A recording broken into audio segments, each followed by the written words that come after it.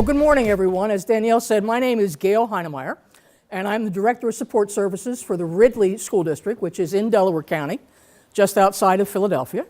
And I have been there, depending upon which calculation you want to use, either 44 years or 56.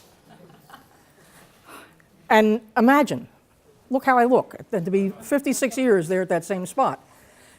And before I started doing PIMS 4 years ago, I had brilliantly brown hair. Watch what's happened, all right? So those of you who do PIMS understand that pain. I also now have partial responsibility for doing some things with attendance. And so that's kind of increased my interest in dealing with attendance, although I've been working with that notion for probably over 10 years. I do a lot with the Association for Middle Level Education, and one of the presentations that I have done throughout the country on this is dealing with the early warning indicators that were developed by Bob Balfance out of Johns Hopkins and are part of the early warning dashboard system that you've heard some discussion about here at the conference. So one of the things that I find somewhat daunting is people get all of this attendance data and then they don't know what to do with it. All right, so I got it. I ran some reports. I have all this stuff. What do I do? And we want to talk about some things this morning that you might be able to do with it and how you might look at that and some protocols that you could take back to your district and work with folks back there. So let me ask this question. How many of you in your districts have a team that's specifically dedicated to looking at attendance reports? Anybody? 1, 2. Do I hear? I like a 2.5 I have over here. We do the truancy and the citations and the saves. Okay, so you do have some tools that you're using and you're looking at that. How about things that you folks are doing? Same kind of things, all right? Looking at that attendance data becomes really significant because you can determine even as early as 3rd grade those students who are at risk of either dropping out or not graduating on time by looking at 3 basic indicators. 1 is discipline, 1 is course grades, particularly in language arts and in math, and the 3rd is attendance. And kids that are in that chronic absentee category, and we're going to explain what that means, are those kids that really need some interventions early on. You don't wait until they get to middle school or high school. You really want to start as soon as you can. So what are some of the goals that we've got for this morning? 1, what's the difference between data and information? What are some key questions to ask about the collection of data in your own district? How is it being done? Is it being done the same way in all of your buildings? In our district, we have 9 buildings. And one of the things we discovered was not everybody did it the same way. How can that be? It's one district. We need to have some standardization there. What are some strategies you can use to turn some data into information? And how do we go from data-driven to data-informed? How can I use this information to make some decisions that are ultimately going to impact student achievement? Now, let me ask a question of you folks. Do you have some other reason for being here, other than your district made you come and said, go to these sessions? Is there something else that you really need to know? Okay, because if I'm not hitting some of those things or you've got some questions, I want to encourage you to ask those. So don't be afraid to stop me or share something that you do in your district, because part of this is all about the networking and the collaboration that takes place among all of us that are here. I think this kind of sums up a lot of what we deal with on a regular basis. Somebody out there is just telling us, gather all the stuff you can, get all the information. We'll figure out what we're going to do with it later. All right, so some of you may have known a week or so ago, we got the information about the collection for the AED defibrillators. It was like, okay, what are we going to do with all that? And all of the nurses in my district got into a big panic about, well, why do you need this? What are you doing with it? Where's it going? And part of that, I think, becomes the issue that we've created this idea of needing all the data, but we don't necessarily know why we're going to use it or how we're going to use it, what we're going to do with it. It results in a condition that I like to call drip. We are data rich, but information poor. We can run all kinds of reports, we can do all kinds of stuff, we get all kinds of numbers, all kinds of things. We have all this information, or all this data, but we don't know what story it's telling us, unless we begin to put some protocols together to talk about how do you change the data into some information. Now, as a little sidebar, the other night, if you were here when Pedro Rivera was giving his presentation, he talked about characteristics of leaders. And as I listened to him, I thought, seen another presentation here, but using this acronym for a different thing. He talked about leaders being driven for excellence, respectful of others, having integrity, and persevering. So now I have another way that I can use the term DRIP.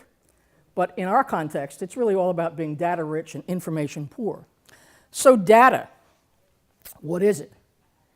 It's raw, it's unorganized facts, and we need a way to process that. What do we do with it? It can be simple and very random and not seem to see any pattern, anything to it, unless we start to take some time to organize it around specific constructs. So again, I can run a bunch of attendance reports, but unless I know what I'm looking for and why I'm looking for it, it's only a bunch of numbers. So if you look at this way of comparing data to information, think about the story in your own district. What are you doing with this data that you're collecting? Are you turning it into information? Are you going from raw data to something that has meaning? Something that's got no context, it's just here's a bunch of numbers or here's a bunch of statements to process. And are you then having some value added to it? Again, look at that comparison, the difference between data and information. So think about those things in your district that you're collecting for whatever reason, and how do you start to use it? What we want to do is make sure that that information is meaningful and that it's used frequently. So if I have a data team in my district, either by building level or district level or however it is, I want to make sure that they are regularly looking at that. How many of you actually work in specific buildings at building level? Anybody? Anybody at middle level? Okay, my heart is truly in middle level. That's really where I spent most of my career. And in middle level, it's really all about teaming and having kids organized in small community groups of learning. One of the things that we would ask our teams to do is on a weekly basis do a thumbs up, thumbs down meeting. And by that, I mean you've got a list of all of your kids on your team, and I just want that person who's leading it to say, attendance, and go around the room, read the first name, and then everybody's going to either give me a thumbs up, this kid's attendance is okay, or a thumbs down, haven't seen him for weeks, or yeah, it's okay. It's a quick and easy way to start to gather some attendance data, and then I need to act on it. So ways in which I can take my data, make it unmeaningful to meaningful, and use it frequently, not just looking at it once or twice a year. Again, you see some of the difference. Data is big data, large amounts of stuff. Information is small amounts, and we can make sense of it, and we can apply it, and we can drive change based on it, because we're going to make data-informed decisions about what we need to do systematically in our school district. I think this is kind of important too, because we all talk about the redundancy in systems and how we make sure that we're not going to lose some of our information. If we lose data, it's sometimes difficult to get that all back. All right? So your system goes down, it crashes in the middle of you uploading some sort of report, and maybe some of that information hasn't been saved. But if information's lost, it's now data that you've processed. You've probably turned it into some sort of a document or a chart or a graph or something that's a little bit easier to retrieve. Information depends upon your data. So the only way that you're going to make this stuff meaningful and have some reason for it to make some sense is when it turns into information as opposed to just a raw collection of facts. I have two graphics that kind of illustrate some of the idea. Think about this. You're driving your car. And here you go. You've come out of the Hershey Lodge and you've turned left and you're headed down to Chocolate Avenue or whatever. The raw data is the light has turned red. Okay, so there's your raw data, light turned red. The information, okay, the traffic light that I'm facing, and I might be able to define it by the specific cross-section or whatever, the meaning of that is it has turned red at that particular intersection. And then it goes to knowledge. Okay, the context is direction I'm headed, the light has turned red, what does that mean I have to do with that data? I've turned it into information and wisdom. I better stop the car, because if I don't, I've got a problem. So we're going from the area where we've just got this raw data and kind of moving it up to what am I doing with it, and what actions am I taking as a result of it. This is the same thing, just put out in a different fashion. All right, the light's red. This is the light that's there, the information. Here's the knowledge. And the wisdom is, knowing all of that, having that data turned into information, I can now act on it. So when we've processed all this stuff, then it's organized or structured, and now we give some context to it. And when we do that, it becomes useful. And that's when it's information. Now, I'm going to show you a piece of data. I want you to look at it, take a minute and think about what it might be. Turn to somebody sitting around you or next to you and generate some ideas as to what this piece of data might represent. There's the piece of data. All right? 32830. So think about that for a minute. All right, there's just a piece of raw data.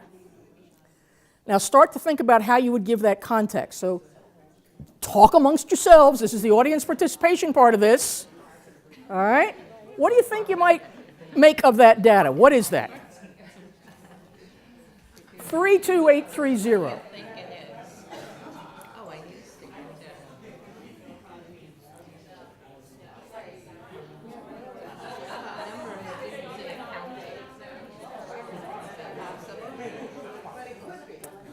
All right, what do you think it might be? Some suggestions. Zip code. A zip code. Anybody else besides a zip code? Could it be a student ID number? That would have to be an internal student ID number. It's not long enough to be a PA secure ID number. All right, could be a student ID number. What else could it be? Okay, it could be ADA or ADM. Anything else that could be? A birthday. Anybody here born in 1930? If you are, I'm not thinking this is where you'd like to come to celebrate your birthday to the Data Summit. You might like to come to Hershey Lodge, but not necessarily here. All right? So we've generated some ideas, and that is sort of my point. The piece of data, you have no idea what that means without giving it some context. Now, we're going to reach way back. Anybody in here that at one point in your time was a social studies teacher? Anybody in here at one point in your time took world history? Okay. And you don't know what that date is? And yet you took world history and you probably passed the course, but you don't know what it is. Okay. How about if I were to give you a hint and say the country of Turkey? Does that help anybody? Something with Alexander the Great? Nope. Good possibility, but not. At least we've got people connected to the right area of the world. All right? Let me show you what this could be. It could be the date when two of Turkey's largest cities changed their names. All right? So they went from Constantinople to Istanbul, or Angora to Ankara. It could be the average starting salary of an entry-level accounts payable clerk in Anaheim, California. Clearly that is not enough to live in Anaheim, California, but it is the entry level. And it was, in fact, a zip code. And I thought that it was probably appropriate to make it for the happiest place on earth. So it's Disney World's zip code. All right? So now I took a piece of data, and now I've turned it into information because I gave it some context. And that's what we want to start doing with our attendance reports. How do I analyze all this stuff. I've got all these little barrels and buckets and all these pieces of information. What do I start to do with it? How do I begin to make sense? Are any of you familiar with the work of Victoria Bernhardt? Okay. Can you tell me anything about Victoria? I hate to then put people on the spot. Oh, yes, I know. Okay. I have used Dr. Bernhardt many times for workshops and conferences with school board members, with staff, and I really like her piece on multiple measures. Multiple measures. She does with demographics. Okay, and that's right where I'm going. Victoria Bernhardt has done a lot of work around what she calls multiple measures, so that when you start to look at data, you really can't make sense of it and derive some good information until you start to intersect areas of data. So some examples. The four major areas that she looks at are demographics, your students, your school, your community characteristics. All right, so what kind of things might fall into that? What are the things you're collecting that would fall into this? Race, zip code. Okay, your race, the zip code. If you have a large district, you've got Birthdays, birth dates, gender. All right. I'm sorry, I didn't hear. Economic status, free and reduced lunch status. All right, all those things could be part of your demographics. So that's one dimension. And then she says the second dimension is indicators of student learning. So what might that be? Grades is clearly the most obvious thing. So if you look at a report card grade, what other indicators of student learning might there be? Yeah, any of your assessments. How about your PSSA data? You know, I always found it interesting as a building principal, and the PSSA data would come back to us and we go, okay, teachers, here it is. And that's pretty much what we did. We said, yeah, here it is. But they had no context in which to start examining what that really meant. So we had to start to think of ways, how do we begin to get that data turned into good information for them? The third area would be school process data. Your programs, your practices, your instructional strategies. Can you think of something that would fall into that category? What's something that you have in your district? Excuse me? Okay, after-school programming. All right, so a student who is involved in after-school programming, are we seeing them score higher or lower than the rest of the school on PSSA testing? And then perceptions. Where does that information come from? Parents, and how do you collect it? Surveys, all right? You've got tools out there like SurveyMonkey. You've got a lot of websites that have built-in survey tools that you can collect some perceptual data from your stakeholders. And then you begin now, you've got four big pots of data. So what do you start to do with that? Well, we start to intersect them. And then we can start to begin to meet the needs of students. So, in my first circle, I've got a bunch of demographic stuff. And in my second circle, I've got a bunch of indicators of student learning. And in my third, I've got my school processes. And in my fourth, I've got perceptions. Any of you from your math days, we didn't do real well in social studies, let's go to math. Recognize the type of diagram that is? Yes, it's a Venn diagram, all right? Where you start to intersect categories of information or data. So what she's saying is, if you have one single indicator, yeah, that gives you some information. You know, how many students were absent on Monday? Okay, got a number. Or how many students passed the biology keystone? Or how many students report that they like coming to school? Or how many students are involved in an AP course? So I could have something like that as single item questions. And then when I start to intersect and ask a demographic and a school process question and combine them, or any two of those, it gives me a little bit more information. And then if I can get 3 vectors, I have even more. And so when I get to 4, I'm really going to have a good picture. Now I'll give you an example of this. And think about how you might use this when you're looking at attendance data. Do students who attend school every day, this is your perfect attendance group, get better grades? So what information do you need to have in order to determine the answer to that question? What do you need to know? Okay, you're going to have to get the attendance data, so you have to know who comes every day. What else do you need to know? You need to know the grades. Now, I might want to narrow that down and say, do they get better grades in math, or do they get better grades in English language arts? Even though all of the subjects are important in the development of any child, it seems to be English language arts and math that drive student success, because that's what we test. All right, so we're looking at those scores. How about a three-way intersection? Do students of different ethnicities, that's my demographic part, who perceive the learning environment as unsafe, perception, have higher rates of absenteeism? What would you need to know to determine that? What might that tell you if you started to collect some of that information and you had a list of students and you've gotten some perception data that they feel the learning environment is unsafe? What might I want to look for?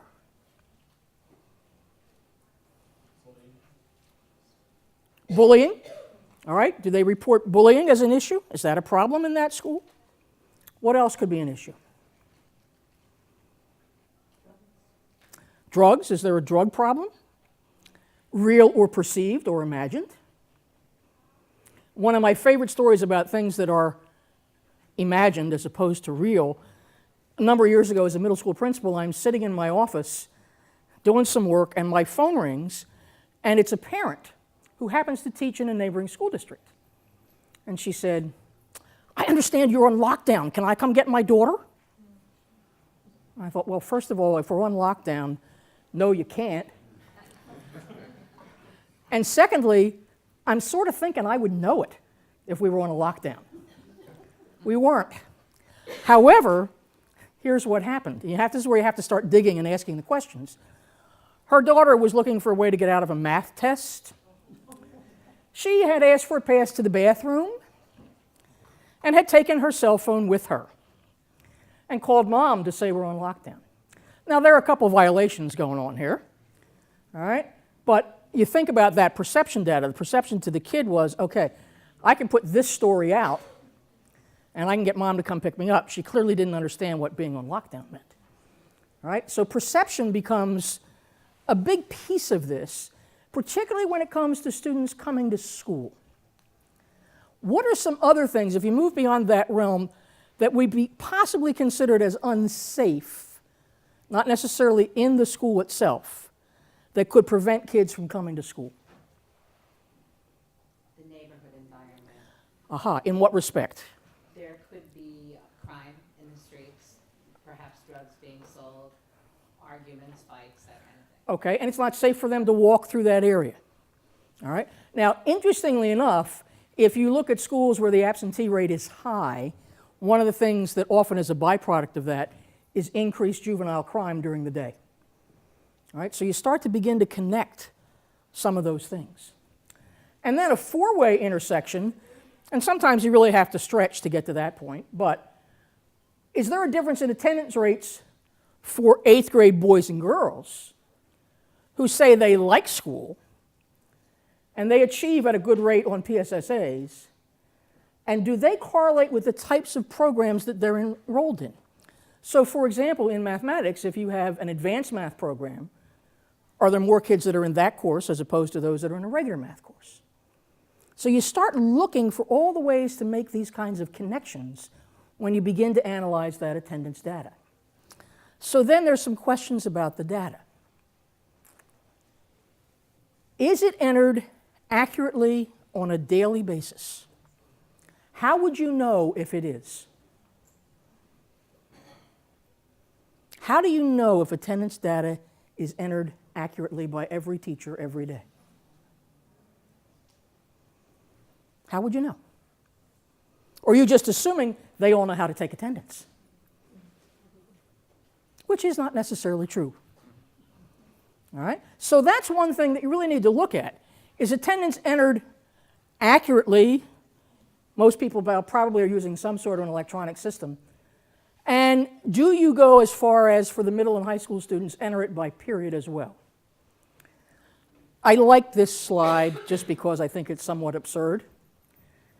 But a teacher decided that in order for his students to mark present, they had to put their cell phones in one of the slots at the start of class, and then they could get it back after class finished.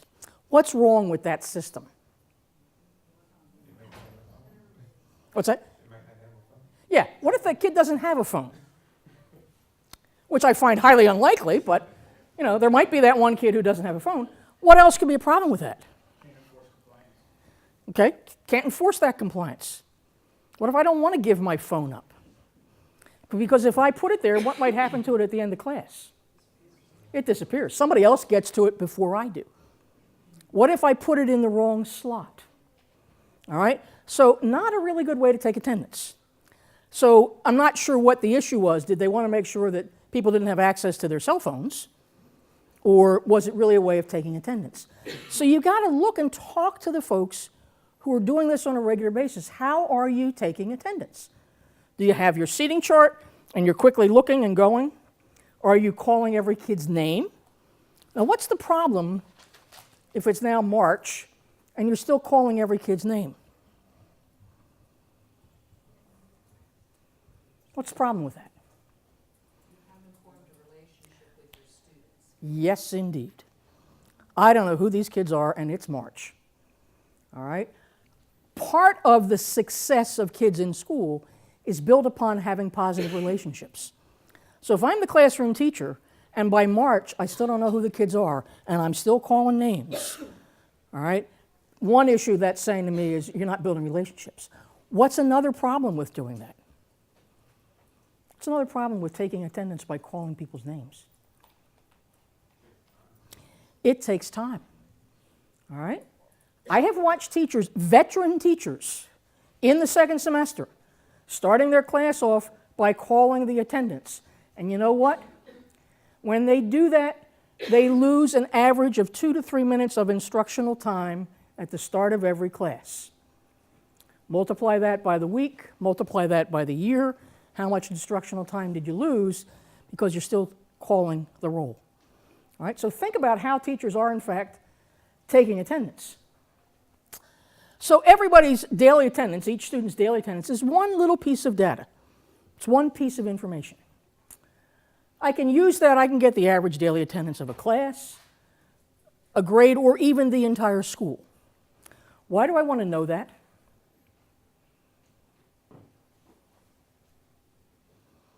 Why do I care about average daily attendance?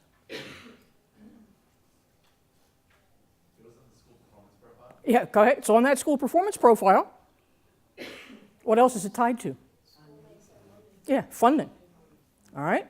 So in addition to the practical side of what the public is going to see on your school performance profile about attendance and the funding issues, again, bring it back to the student and the achievement issues.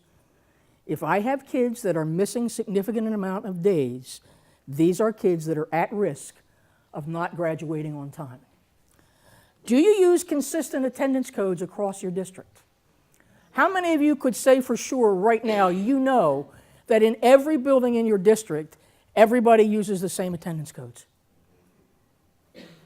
Those of you that aren't so sure about that, what are they doing? Where are they coming up with their attendance codes? How are they entering their information? How can you start to compare data? All right, how do you turn that into information if I'm looking at an attendance rate in elementary school A versus elementary school B? If I see a really high attendance rate over here and not so much over here, what would I want to do with that information? What do I want to start trying to find out? Yeah. What are they doing over here where they're enforcing, I guess, the positive attendance piece and they're getting students to school and it's not happening over there? What's different about those two buildings? But I don't know that without having some of this information and without it being consistent. All right? It's the same thing with, for example, if you're grading an exam. And if I want to look at indicators of 6th grade language arts across the district, if every 6th grade language arts teacher is not using the same grade scale, how good is the information? If they're not using the same scale, how good is the information? It's not. There's nothing valid about that whatsoever. You can't compare that. All right? So take a look at the grade code or the attendance codes that are used. Do any of you use FT for a field trip? What's the rationale behind using FT, the field trip? You know where the child is at. Okay. And you have a location on the child if an emergency occurs. Okay, you know they're on a field trip. Do you count, does that show up on the back end as absent or present? Present. It shows up as present, okay? If you're using that. But again, you need to make sure everybody is consistently using that. What if that field trip left at 6 o'clock in the morning, well before the school day started? How's that information getting in? All right, so think about the codes that are used and that they are used consistently across your district. It's a good question to have if you have a leadership team meeting among building administrators to take a look at that. Do you regularly calculate and share the data on multiple attendance measures? How many of you do that on a regular basis? All right, so few of you do, but many of you don't seem to have a process yet in place to do that. That becomes really an important piece in terms of looking at what's happening with your kids. Now, I want to make an important distinction, and you're going to see this in a moment, between satisfactory attendance and chronic absenteeism and truancy. Is truancy the same as a chronic absentee? Do you know what the difference is? Truancy is unlawful, yeah. Chronic absenteeism, they can be excused. Okay, there you go. It's really pretty simple that way. Truancy, it's an unlawful or illegal absence. They're truant. They're absent from school, and they have no valid reason to be absent. But a chronic absentee is somebody who is absent for any reason, and that includes excused absences. I have the hardest time convincing administrators in my district of the difference between the two things. All right, so you really need to look. Now, one of the things that I might do is start to track by student population. So I can look at my subgroups. And for example, go, okay, let's look at our special ed kids. How many are in that subgroup? I might be doing it by grade, I might be doing it by building. What percentage is having satisfactory attendance? What percentage has at-risk absence? Who's chronic? Who's a severe chronic? And if I do that, does then somebody look at that data? Go back to the tracking sheet for a minute. What other subgroups might you want to be looking at? I'm sorry? Ethnicity. You might want to look at ethnicity. Economically disadvantaged. All right? You might want to look at your free and reduced lunch or economically disadvantaged. What other subgroups? How about ESL kids? All right? And it's one thing just to look at that and compile all those numbers, but then you have to start asking the questions. Why is it? What are the patterns that I see? Example. How many of you have half-day in-service days in your district? Okay, some of you do. Have you ever looked at the attendance on a half-day in-service as opposed to a regular school day? Yeah. And what have you found when you've done that? There's also that, and there's election day, the day after election day, people skip the day after election day. Oh, that's a new one. Why do we do that? Well, because it's or wait, the day before election day. Oh, day It's a before. long weekend. Oh, okay, so they make a nice, yeah, because election day's on Tuesday. Yeah, might as well take Monday off too. Trying to discourage 2-hour delays, because 2-hour delays, they're just not going to come. Right. That's basically. Right. we've looked at a lot of that in our district, and what we have decided for next year is we're not doing any half in-service days whatsoever. It's either a full day or nothing. All right, so It can also depend upon the poverty level, because often we have children that come because they're fed as well. So even on a half day of these, you have to look at other indicators. indeed, exactly. Victoria Bernhardt talks about this, that you have to look at other indicators, not just, one may not be causal of the other. Right. And that's where you really have to get to the root cause. There's a protocol called the 5 whys. Any of you familiar with the 5 whys? It's really attempting to get to the root cause. So you start asking a question and you say, okay, Johnny didn't come to school on Monday. Well, why didn't he come to school on Monday? Well, maybe because it was the day before Election Day and they were making a long weekend. Well, why would they want to do that? And you just keep asking questions till you get down to the root cause. Good example I often like to share with folks is we were doing some work in a district in Texas. And they were having an issue with transient students. They were in for a month, and then out they went. And then they were enrolled in some other district for a month, and out they went. And they just were moving constantly. Now, what does that do to a kid's education when they're constantly moving like that? Yeah, it's really fractured. All right? There's no consistency or continuity. And so the question was, well, why is that happening? Why are there so many people that are here for a month and then off they go? I'm sorry? I said migrant farmers. Could they be migrant farmers? So what are the kinds of questions I need to delve into to find that? Is this a group that's going to travel based upon where the crops are? Could that be part of it? So we got attendance teams in this district and said, go start asking questions. So they went out and about throughout the district. It was a fairly large district geographically, and they discovered a lot of apartment complexes with big signs in front of them. And do you know what the big sign said? First month rent free. Okay? So a family moves in, got the first month rent free, and then out they went. So if I want to form a partnership among the apartment managers and the school district, what do you think I might want to try to do? You could say, okay, we don't want you to do that, right? But they may not necessarily agree to that. But how can we make it a win-win for both sides?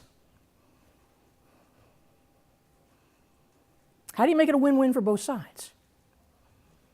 First month free with 3 months of rent or a year rent or something. First month's free if you stay for 3 months. You know what they ultimately decided to do? 13th month free. Okay? So you were still getting your free month, but not until you'd been there for a year. And all of a sudden then, in that district, they saw a difference in their attendance rates because now kids were there for a year. So you have to really start to look at the root causes. Another example, family, 2 kids. They came to school on alternate days. Why do they do that? They could be a caretaker. Maybe there's somebody at home and they have to take turns taking care of them. What else could that be? Sharing clothing. Sharing clothing. Your turn to wear the shoes. What else could it be?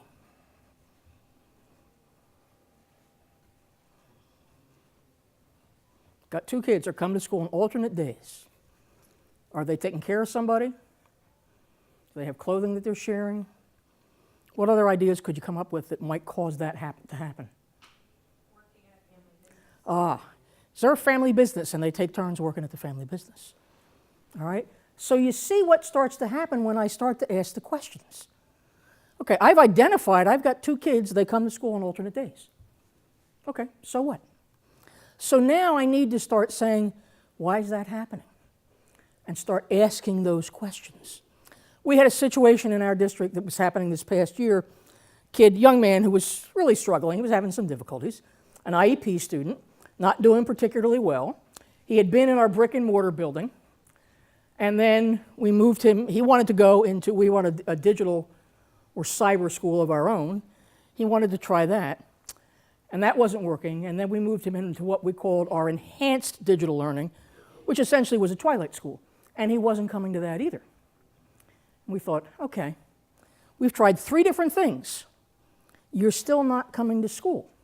And we were not getting much support from mom. Mom and dad were divorced, not a pleasant divorce, very contentious. Kid not coming to school. So a few weeks ago, the director of special ed and I said, okay, time to put on our Cagney and Lacey hats, and let's go to the house. And off we went. And we found the young man at home. This was at 1:30, 2 o'clock in the afternoon.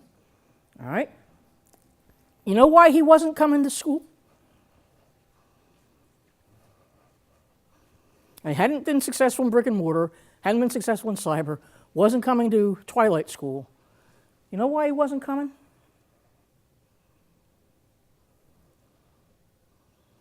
Any thoughts why this young man wouldn't? Just shy of graduation. He could read, although that could be a potential thing, that he couldn't read and was just struggling. He was not working. I bet that he was playing video games. But his reason for not coming for school, his front teeth had been knocked out and he was embarrassed. All right? We would have never known that without going to the house and then getting the social worker involved and getting them hooked up with a dentist so that we could attend to that issue. So it's not just about knowing the child's absent, it's knowing why. And then starting to look at those subpopulations. How's your special ed? How are your ELLs? All those different areas. And then do you have an attendance team? One of the things that I would suggest when you have time, maybe some late night in July after the school year's over, Google the PBS show, The Middle School Moment. They actually showed that at the Data Quality Summit 2 years ago. The Middle School Moment. It's a great example of a school in New York City who looked at a child who had a problem with attendance, and their daily attendance team was meeting and looking at that, and then began the interventions to work with that child. It's not a very long clip, probably takes 12, 15 minutes to take a look at.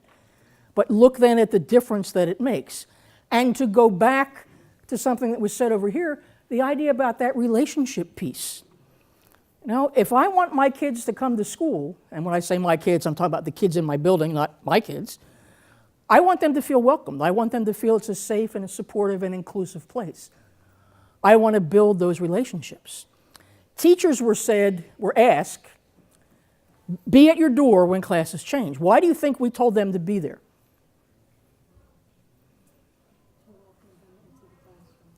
That's what we wanted. That's not why they thought we wanted them there. Yeah. They thought, well, you want us there to police the hallways. Okay, no. What I want you there for is to welcome those kids and build those relationships.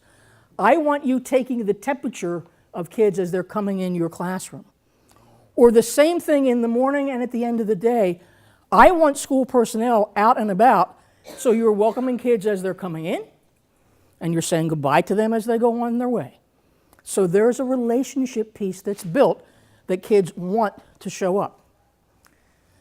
So the notion of chronic absenteeism, is it used as part of an early warning system? Do you have something in your district as an early warning system? And it does not have to be as sophisticated as what's available through the dashboard, through PDE, although that's a great tool to use. But do you have something to identify and then work with those high-risk families? This is what I was talking about with categories of attendance. It's an easy enough thing to do if you run your attendance reports on a regular basis, because attendance is going to fall into 4 categories. If you miss less than 5% of the instructional days in a school year, that attendance is satisfactory. We might kind of expect that might happen. All right? So 5% of the school days. Roughly how many days would that be? Okay, now we've done social studies. We're going back to math again. All right? So, okay, yeah, roughly 9 days. So kids absent 1 day a month. All right. So if they've got 5% or less, that's satisfactory. When it starts to kick up, and you go from 5 to 10 days, that's now students that could be considered at risk. That's probably the group where you have the greatest chance of making an impact right away, as long as you know who those kids are. So they're at risk if they're missing between 5 and 10%, somewhere between 10 and 18 days in the school year. For any reason. I don't care if it's an excused absence. I don't care if you suspended them. I don't care if it's an unexcused absence. Any reason. You get to 10 to 20%, that's chronic.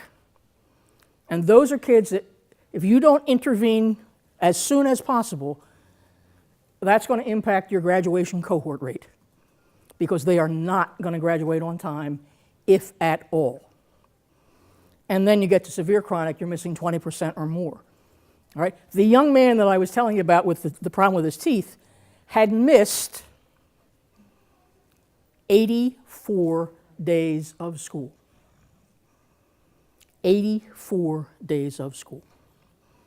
But think about the things that they had tried. They had changed the curriculum, they had tried to do some things. Those interventions weren't working. All right? But it didn't mean we didn't try. We weren't trying to get to the root cause, trying to solve the problem.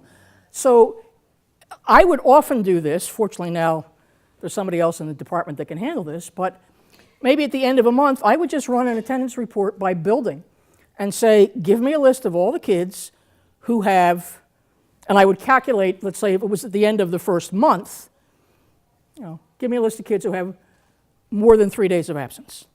And then I can plunk them into those 4 categories. The other thing I would tell you to be very cautious about is looking in your districts at years of transition. When a kid moves from elementary to middle or junior high, when a kid moves from middle or junior high to high school, look at that first year of transition in a new building and look at the first 9 weeks. Because if kids have a high absentee rate in that first 9 weeks, they're going to end up in that chronic absentee rate or severe chronic. So it's real critical that that attendance team that you have is focusing in on that grade the first year they come into a new building. What are some of the things you can do to combat that?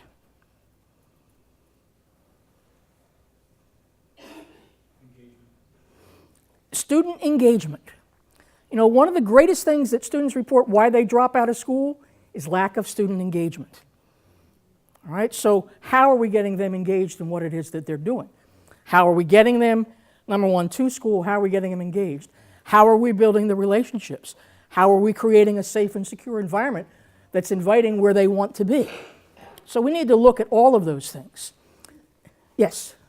You made a point, That's a okay. point about counting absences for any reason. Mm-hmm. Now, but earlier you said about field trips and being present. So are you counting the field trips? Yes, I am. Even? Yeah. If you're missing instruction for any reason. Because if I'm on a field trip, maybe it's a field trip that's sponsored by, who haven't we picked on yet? The science department, all right? But they're still then that day missing math and social studies, so they're missing that instruction. Now, I know they might be making arrangements and they have the assignments and they have those kind of things, but it's sort of like, Price is Right rules, must be present to win, you have to be here. Okay, so when I'm calculating that chronic absentee, or my absentee rate, it's absent for any reason. And that's why it's important to go back and look at your absentee codes and how are they being calculated on the back end. Are they being calculated as present or are they being calculated as absent? But then you're looking, any reason, they are not physically sitting there in front of you in school. All right? Homebound as well. Even though homebound, if you're following the guidelines and you're granting them, you're counting them as present, but they're not in school. All right, so you want to look at but it's easy enough.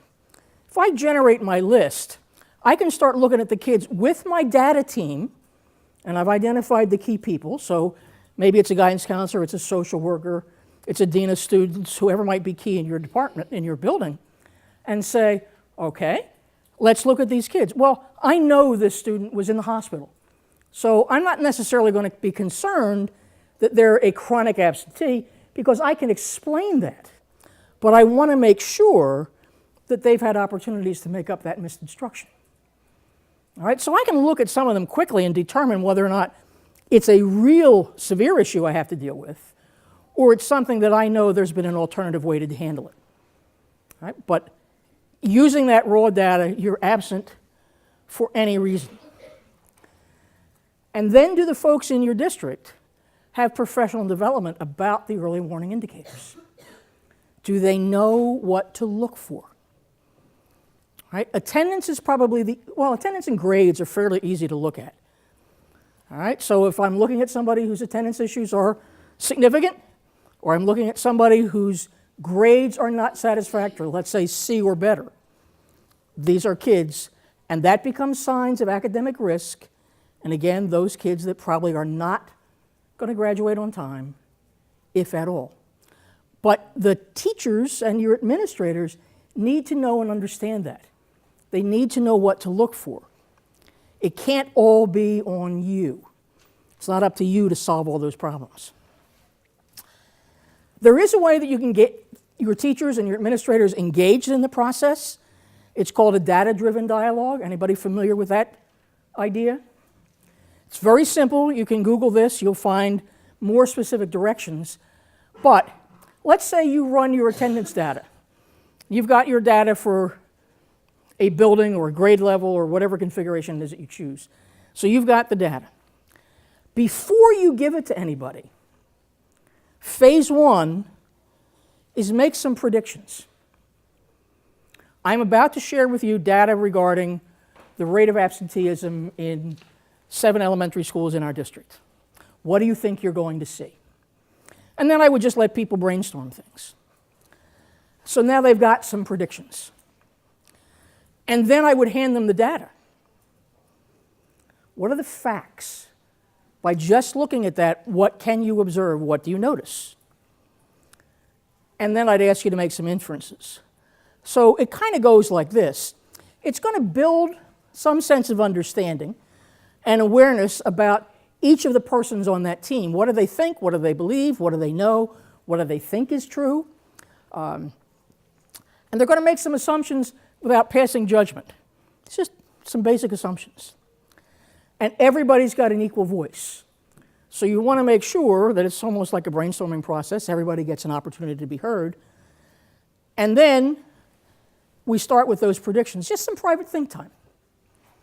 So they can generate some perceptions, beliefs, assumptions. What do they think they're going to see? And they might use starter phrases like you see here. All right? And you could give those to people and just say, fill in those blanks. What are you going to find? And then I'm going to go to observations. Here's the data. This is what it looks like right out of our student information system. What do you see? Do you see a pattern? Is there something really that surprises you? If we're looking at individual students, and let's suppose I have a kid that seems to always be absent on Mondays. What's something that might tell me? What are questions I might ask to find out why is this kid always absent on Mondays? What's that? What happens over the weekend? Okay. Sunday night, something must happen Sunday night. Is there an issue Sunday night? Maybe this child is someone who he's got shared custody with the parents, and Sunday night is a time of transition, and they're coming from one parent to the other. Maybe that's it. What else could be the reason why he doesn't come on Mondays? He or she doesn't come on Mondays. Mother works a great shift and doesn't bring him to school. Okay. Mom's work schedule conflicts with getting the kid to school on time, so he doesn't come. You know, there are days I think, okay, I'm going to be 15 minutes late. I might as well just not show up. I'll stay home. All right. Why else might they not come on Monday? Family could have one of those businesses with a trailer that they go to different festivals on the weekend. Okay. And so They're running the food truck or whatever, and they come home Monday. and they come home on Monday and they're dead tired. Think something school-based. Class they don't like. Class they don't like. Okay? Test on Monday morning. How about if I have gym class every Monday? And yeah, I really don't like gym. So I'll just be absent on Monday. All right? So mom may call them in, kid may say, I don't feel well, stays home. I grew up in a house with a doctor and a nurse. There was no way I was playing sick and staying home. You know what? If you're not bleeding to death, get up and go to school. All right? Plus, my mother was a teacher, so there were lots of factors working against me for trying to stay home. Okay? But you start then to look for those patterns and try to decide what might that be. So you're making some assumptions. And then some inferences. What are those questions that you start to ask? Why are those particular set of kids absent? What's causing that? One of the things that you can do is, if you have the opportunity in your buildings to have mentors set up for kids that are just going to check in with them on a daily basis, maybe. It can only be 5 minutes, but they're just checking on them to see what is that that's causing them to not come. What can we do to try to solve that?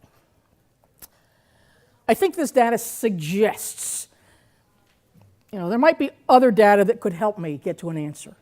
And you start thinking about, how can I use this attendance data to get down to the root cause of things? So you can use the multiple measures by building those questions that intersect 2 or more of those areas, and the data-driven protocol to help you in your districts. What can we learn? Is chronic absenteeism an issue for the whole district? Or is it for a specific building? Or a particular grade level? So depending upon how far down you want to drill with that attendance data, you can start to see, where is that problem? Or is it a geographic region? Is there an area maybe where there are railroad tracks that intersect or that bisect the attendance region? Do kids have to cross over the railroad tracks? Do they have to cross over a major highway? Are there safe sidewalks, safe routes to get to school? Is there a particular subgroup that it's a problem for? Is it ethnicity or the free and reduced lunch? So you start to break down this massive amount of data that you had at the beginning and put it into smaller ideas. Comparing those rates. What does overall attendance look like to those specific categories? What relationship between overall attendance and scores on proficiency ratings? How many of you saw the movie The Martian? Okay, so now I've moved from science to social studies to math to science fiction. All right? I went to see The Martian, and I'm also one of those folks that often likes to wait and I read through the credits. And at the end, as they were going through the credits, one of the jobs they identified was the data wrangler. And I thought, cool, the data wrangler. I'm pretty sure they weren't analyzing attendance on the movie set, and data wrangler in the movie film world has a whole different connotation. But I kind of feel like that's what we are. We're data wranglers. We've got all this stuff. What do we do with it? So get together with a team and set up a regular plan to meet. You know what? If you don't set the plan, it doesn't happen. They don't meet. Look at the procedures. Run your reports on a regular basis. And if it's not you, somebody that's able to do that. The data wrangler. Do any of you remember, I believe it was a Super Bowl commercial years ago about the Cowboys that were herding cats? Yes. Okay? I kind of feel that's like what we do sometimes. We're just herding cats. We're trying to get all this stuff together. But if you start looking at it in some systematic fashion, and you use multiple measures, or the data-driven protocol, or those tracking sheets for looking at levels of absenteeism, that can be very helpful in starting to make some sense out of it. Or, on the other hand, we're all just members of the Department of Dude. All right? The Department of Unnecessary Data for Education. All right? Let's just collect it all. We'll figure out what to do with it later. And then I think for those of you that are Winnie the Pooh fans, so now we're going back to language arts again, how can you get very far if you don't know who you are? How do you do what you ought if you don't know what you've got? And if you don't know which to do, of all of the things in front of you, then what you'll have when you are through is just a mess without a clue. Of all the best that can come true, if you know what and which and who, and if you use some of those protocols and ideas, you can start to make some sense of it, and you don't have the mess without a clue. I thank you for coming. Anybody have questions at this point? We're just about up against the time frame. My contact information is there if you want to follow up with anything. Hopefully you've got some nugget you can take with you, and enjoy the rest of the time at the Data Summit. Thank you.